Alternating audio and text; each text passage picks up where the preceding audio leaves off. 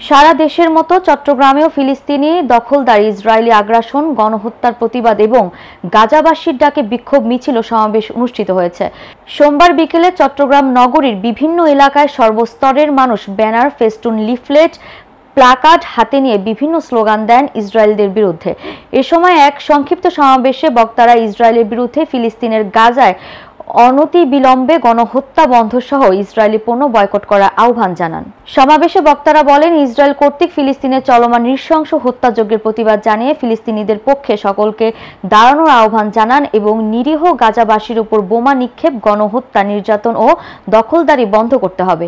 সমাবেশে বক্তারা আরও বলেন, বাংলাদেশ যেসব ইসরায়েলি পণ্য আছে আমরা আজ থেকে সেসব পণ্য বয়কট করব এবং অন্তর্বর্তী সরকারের প্রধান উপদেষ্টা ডক্টর ইউনূসের নিকট জোরালো দাবি জানাচ্ছি, ইসরায়েলের বিরুদ্ধে গাজায় অনতিবিলম্বে গণহত্যা বন্ধ সহ বাংলাদেশে ইসরায়েলি পণ্য বয়কট করতে হবে।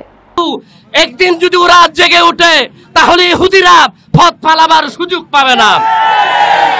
আমি আজকের এই বিক্ষোভ সমাবেশ থেকে জাতিসংঘ সহ বিশেষ করে মুসলমানদের সবচেয়ে বড় সংগঠন ওআইসি, ওদের কাজ কি? আজকে আমাদের দুঃখ লাগে, মুসলমানের বিশাল সংগঠন, আন্তর্জাতিক সংগঠন ওআইসি, ওদের কোনো ফিলিস্তিনের মুসলমানদের ব্যাপারে কোনো ভূমিকা নাই।